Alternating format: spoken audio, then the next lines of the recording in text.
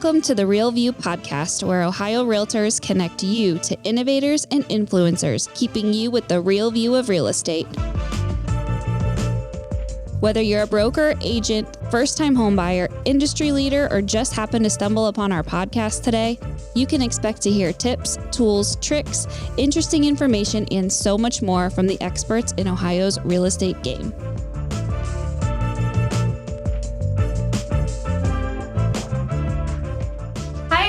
And welcome back to the Real View podcast. I am your host, Allison Wiley. Joining me today, our special guest is Brian Valdivia. He is CEO of Beltway Lending. Brian, welcome onto the show. We're so happy to have you. Thank you very much. I appreciate the opportunity.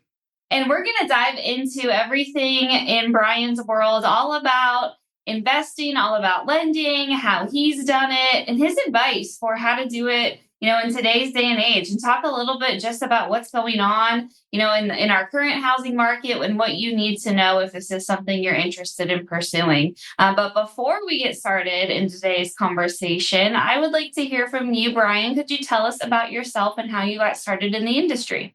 Absolutely. So I'm currently 34 years old. I started buying rental properties in 2021. So May of 21, actually. So coming up on 4 years exactly. I, before that, worked for a defense contractor, Northrop Grumman. They're a huge company, right? And before that, I helped run a pawn shop. So crazy eclectic background. But when I was at Northrop Grumman, that's when it really started to settle in. I was working a 9 to 5 I have a degree in accounting and finance, and man, my work environment was crazy, right? I was in a basement, there's no windows, there was no cell reception, and all the things you need for a government contracting job fair. But yeah, so I was like, man, there's got to be another way, right? And I had friends in real estate, and I saw that they were doing well, and it was COVID. It was like the COVID was just getting rolling at this point. I'm at Northrop in like end of 2020, and I was, I reached out to a hard money lender in my space, and I was like, hey, I want to change my path here. Like, I have a degree, I do this, I'm a wizard in Excel. How do I get out of this space and into your space?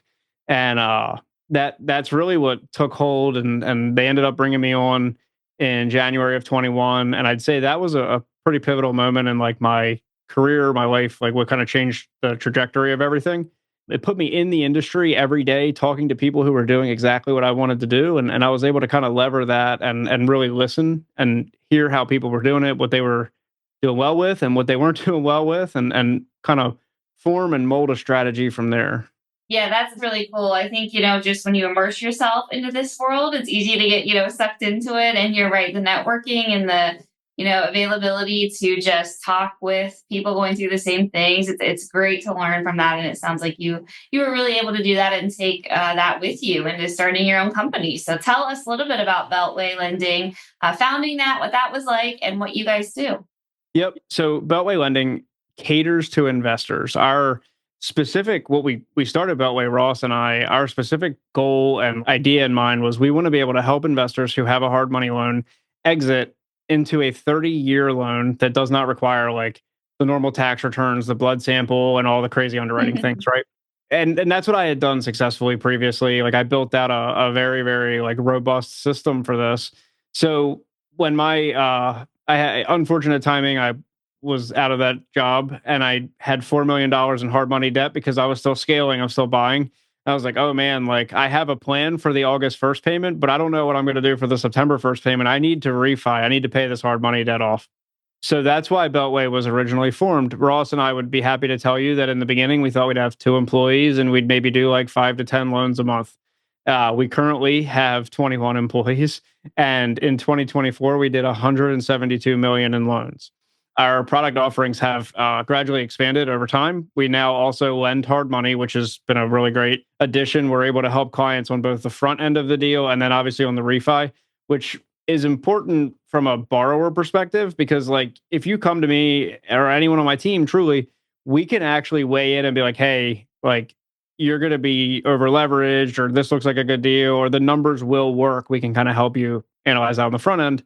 And then most recently at Beltway, we added some licensing, and now we're doing homeowner loans as well. So I'm trying to position Beltway in a place where if you're an agent or if you're an investor or a client, like my team can help you with any type of loan to buy something in real estate. That's really the goal. Yeah, no, that's awesome. And congratulations on, finding such success with that. And there were so many as you were talking, I was like, oh, we need to branch out off that. We need to branch off that. But you operate in 45 states, right? So, and one of them is Ohio. So any of our realtors listening, consumers listening, they can reach out. And Ohio is one of the places that you're offering some of these services. We're actually in Ohio a lot. We specifically come to Cincinnati like more than 2 or 3 times a quarter. Like we have a lot of really great connections out there. Alexander Woosley is one of them. Nick Baltimore. We have some like really great connections in Cincy. We're going to be there. I think later this month we're hosting an event. Ace. Yeah. Well, shout out to Cincy. You'll have to come see you, and I hope all goes well at the event. And one of the things that's really cool about your story, and when I was researching and preparing for this today, is just how quickly you were able to find success at this. And I mean, it was hundreds of growth of with hundreds of different properties. Talk to us a little bit about that and how you were able to find such crazy success. So one thing I think that I got to put out there is that like when I was growing up, like in the pawn business and working there, which I was there for a little while, I built out an eBay system for them. And I think this is kind of important because I always said to myself, like, man, like I could do this on my own. Like I could build this company. I could have built this for myself, like outside of here. But I really liked the work environment. I was comfortable and all those things. And then, like part of me when I went into like the workforce at Northrop Grumman, I always thought back, like, man, I wonder what would have happened if I would have gone out on my own and started it. And then when I was with that opportunity again in July of 2022, or I'm sorry, let's actually pivot back to the rentals, right? So May of 2021, buy my first rental property and it goes well, right? Like I bought it, I refied it within 45 days. I didn't leave very much money in it. I did the burr strategy, perfect. But what I kind of recognized is like, hey, this works. I need to put my foot on the gas because I've always been like, I don't want to say like I think about it every day, right? But it's in the back of my head, like what could have happened with that eBay business had I started it on my own?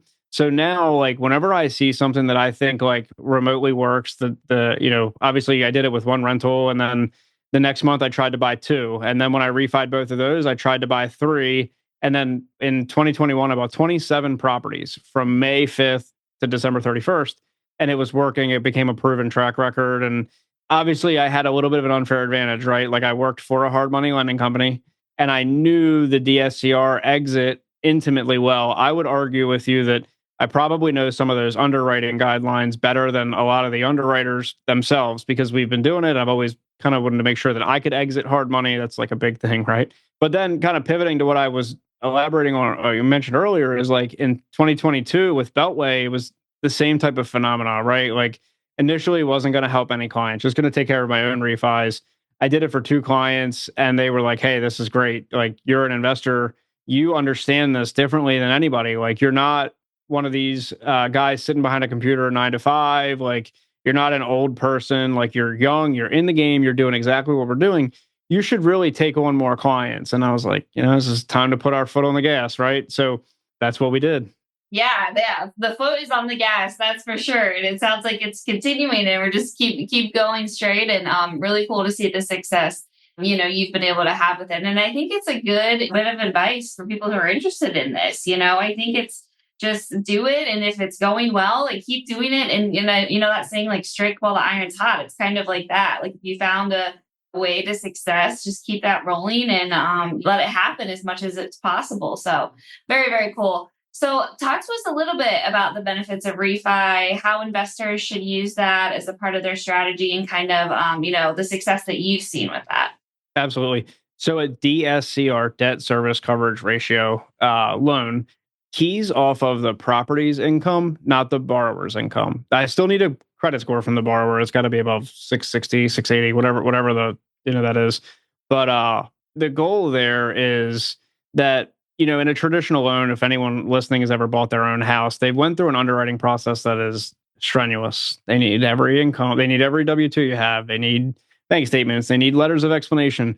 And for an investor who's like every day out in the world, like trying to buy properties, trying to renovate, trying to hustle, find tenants, all those things, that becomes a task, right? And then the last thing you want to do after doing all those things all day is come home and have to read an email with 47 documents that you now have to send in that are going to get picked apart anyway. So what our loans do is they look at the property's income and your credit score, And then our doc list is pretty simple. It's 2 bank statements, LLC documents, because we're able to close in an LLC.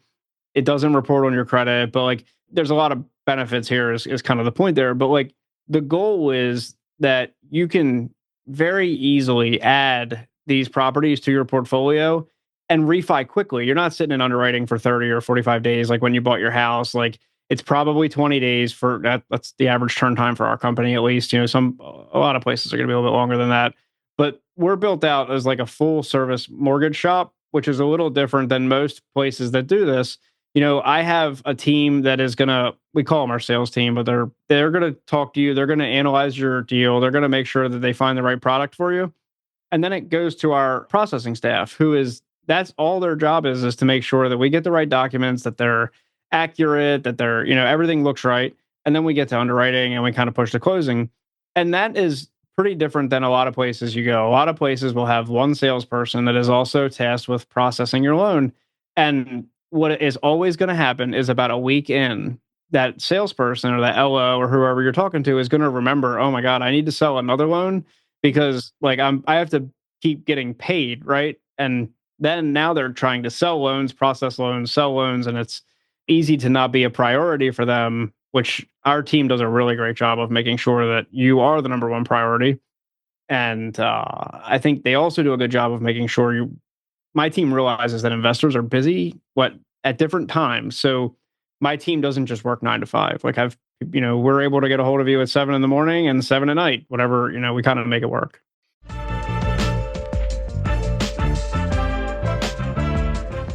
This episode of The Real View is brought to you by the Ohio Association of Community Colleges. Ohio's network of community colleges provides accessible training that accommodates the busy lifestyles of aspiring real estate professionals at half the price of a traditional university. With convenient locations in every part of the state, as well as online options, Ohio's community colleges are your smart choice for pre-licensing education. For more details or to start the journey to a real estate career, visit the education page at ohiorealtors.org and then click on the pre-license course locations.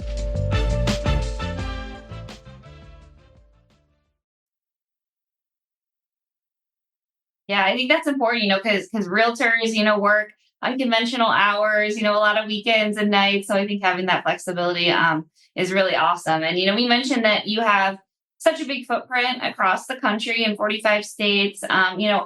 What trends are you noticing from investor behavior or financing, or what are some of the things that you've noticed, on a national scale that maybe you see as a trend or something that, our listeners or potential investors should keep their eyes on? Absolutely. So back in like 2021, like early 21, mid 21, the underwriting and the overall guidelines for these loans, hard money and DSCR, they were so hot. Like everything was really aggressive. They're like, oh, every day we're like, hey, we can make this happen now. We can do this. Like, and then as like time and the economy has like progressed, like they kind of tightened up, right? I would say maybe like 3-4 months ago, we've noticed a trend with all of our banks and our lines where they're like, hey guys, like we can now do this again. We want this. Like, let's try to get these borrowers. Like everybody's getting more aggressive again. Even the buyers, like the market is definitely heating up. There's a lot of optimism right now. So we definitely see like people making more aggressive offers. As far as like states and cities go, like I'd say that Louisville has become kind of crazy for us. Like that's really picking up. Indianapolis is a pretty good one. That's kind of come out of nowhere. We have a good footprint in Tennessee as well.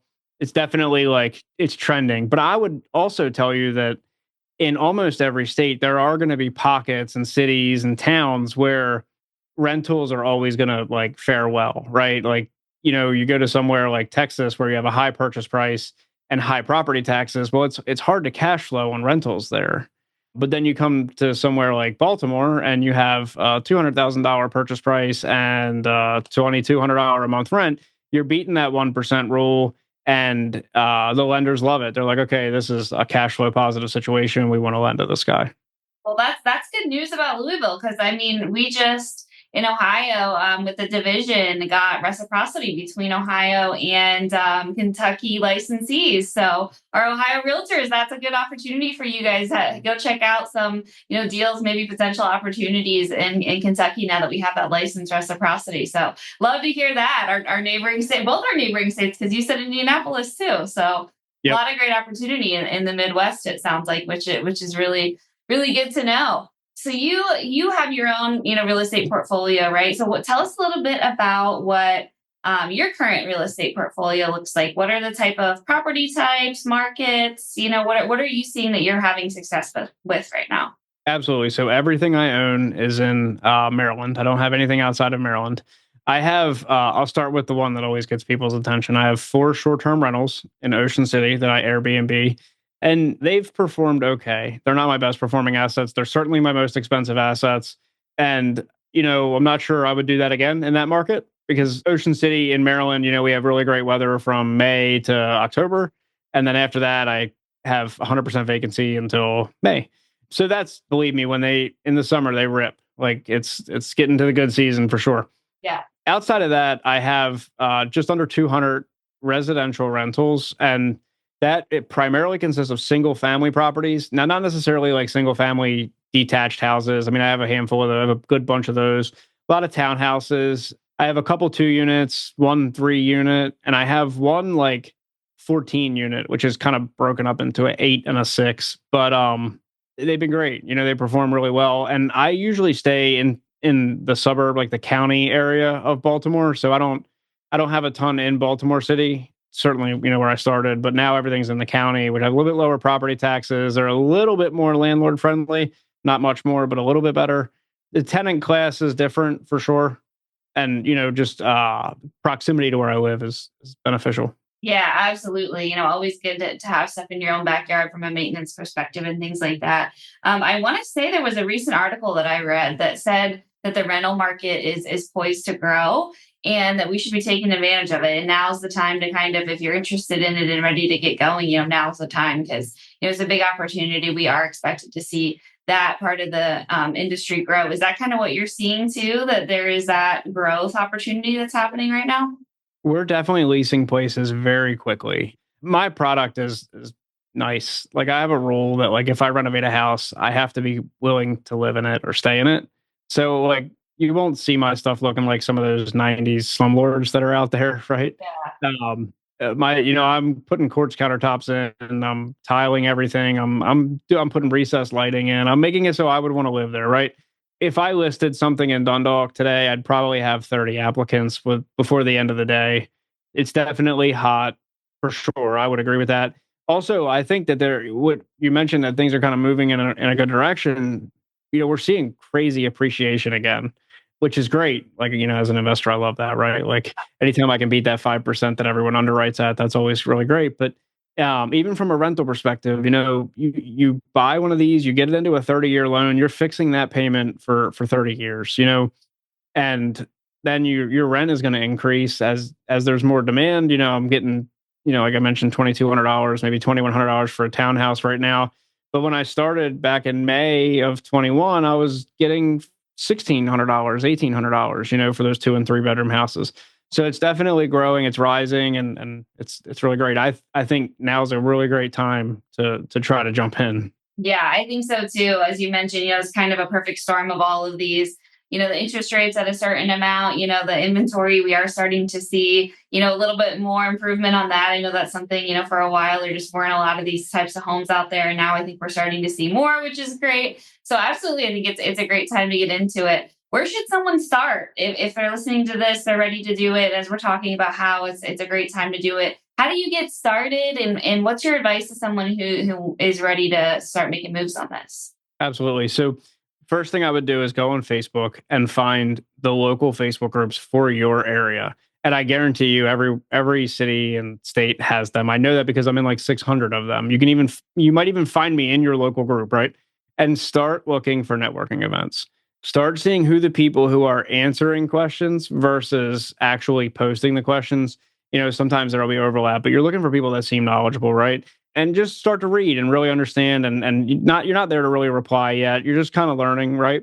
But then find out when those networking events are and go to those networking events. And one thing about this industry for real estate is that it is unique in one way, I think, than almost every other industry.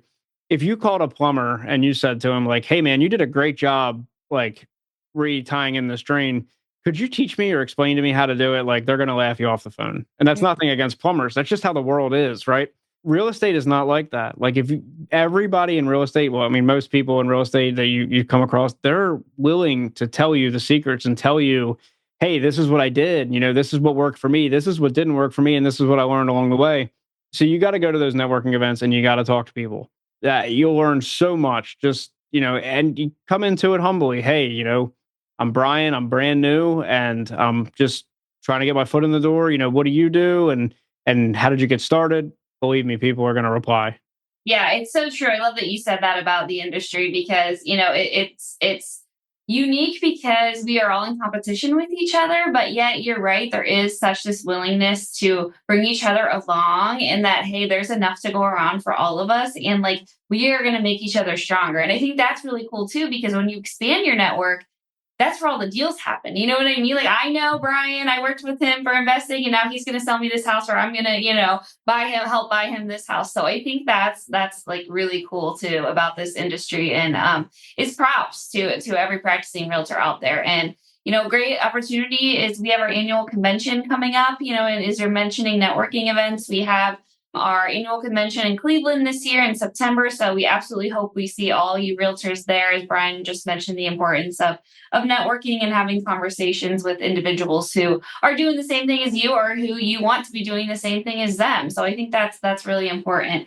Do you work with a realtor on any of these, or what's the importance of having a realtor that can help you kind of find these properties and find the right opportunities? That's definitely like a multi-layer question there. Yeah. I'll say this, like you got to have some killers in your corner, right? You got to have some like rock star full-time agents that know you and know what you like and know what your rehabs look like. You got to have them for when you have something to list, right? You need those. You also like those people that are in your corner, they're always going to be looking for you too, right? I work with a handful of agents out here, like religiously, like a lot, like that. If someone said, "Oh, Brian's working with Danny McGee," he's an agent that I work with a lot. He's an incredible agent, does a great job. I like where his head's at. I like where his heart's at. I think he really does great. But one thing like about that is like it's a two-way street. So not only am I bringing listings to Danny and he's writing offers for me, but if he walks a property that isn't fit to be on the market or the owner has some other things going on, he'll give me a call and I'll get a chance to take a look at it. So that's I'm sure I'm not the only one he's calling, and I'm okay with that. But that's important for sure. As far as other like, I give this tip away all the time, probably on every chance that someone asks me. But like, if you see a property active on the market, and let's just say that you are the listing agent, right? I'm probably not sending you an offer from an agent. I'm probably calling you and I'm saying, hey, I saw your listing. I don't have an agent, so maybe you could take both ends of the commission, or maybe you could save the seller money, whatever the case is. And my goal is to get you on my team at that point. And if I do decide to flip that, then I'm obviously going to bring it back to you, which I'm pretty clear about too. Like, hey, you're going to get to list this again. So the answer is yes and no, right? So yes, I have a handful of agents that are like my people and they're there for me and I use them and we work very well together.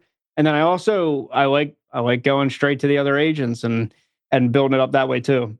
Yeah, of course, of course. So good to know that, having that strong realtor seems important to you. And just the opportunity, as you mentioned, what a good agent can help you find. And that's always what they're there for. And, if you want to pursue that with someone, great. And if not, you know what I mean, then that is everyone's choice as well. So no, very cool. I love always hearing the relationship between clients and then the realtors and how they're used, especially when it comes to investing. I want to hear what is next for Beltway Lending, for you as an investor. What do you have planned and what are kind of your hopes and goals for the next couple of years?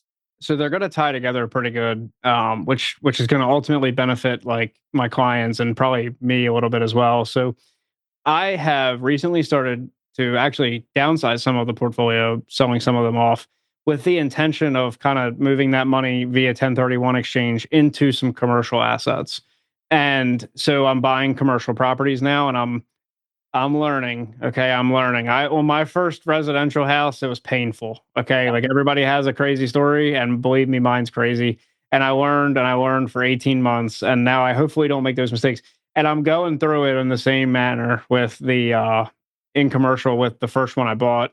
But otherwise, I have 12 commercial properties, and one of them has like really been a lesson. Like it's been a teacher for me. But so that's where I'm at on the residential or on the investment side, right? I'm kind of shifting my focus to commercial. I want to grow that a little bit. As far as Beltway goes, we offer the hard money loans, the residential DSCR loans. We offer homeowner mortgages. And I think one thing that's like on my radar to complement my investing side is we're going to find a good banking partner or partners where we can now offer longer term loans on commercial properties as well. That's been something that we've generally brokered out or handed off, not really brokered, but kind of handed off to some people in the past. And my team is fully capable of handling the processing and the underwriting. I just need to be able to find a good outlet to kind of obviously, bring the loan to. So I'd say that's a target for me in 2025 for Beltway is to add that as I am also buying them. So, they're going to help each side, each hand's going to help the other. Yeah, no, sounds like that expanding into that commercial space is going to be very exciting and cool. And I love that you just said you're how many years into this and you have had so many success and you own so many of these properties and you're doing the lending side now and you're still learning. I think that is like so important, to know is that just because you do this, and have success with it doesn't mean you're never, going to run into things or you're never going to get, a type of property or run into a certain challenge where it's, new and surprising and something that you have to work through. So I think that is good to know too, is that no one has to be perfect with this forever. And that, like you just mentioned, you're still finding new things and working through new things on a day-to-day basis. I think that's really important. I think if you approach anything in life fairly humbly, I don't know everything. I think you're going to always come out of that room in a better place than you walked in. So I think that's really important. Great approach to have. Absolute love the humbleness that comes across in talking to you. So I want to thank you again so much, Brian, for joining me, for sharing all of this fantastic investment and lending opportunities that you do. Congrats on all your success you've had for this, and best wishes for everything you're hoping to do in the future. Thank you very much. And to all of our listeners tuning in, thank you guys so much. We'll be back with you next week. Thank you for listening to The Real View. That wraps up today's episode. You can keep up with the latest on the podcast at ohiorealtors.org/therealview and on Apple or Google Podcasts, Spotify, or wherever you listen. Have questions, comments, or suggestions? We want to hear from you. Email us at podcast@ohiorealtors.org. We'll see you next time.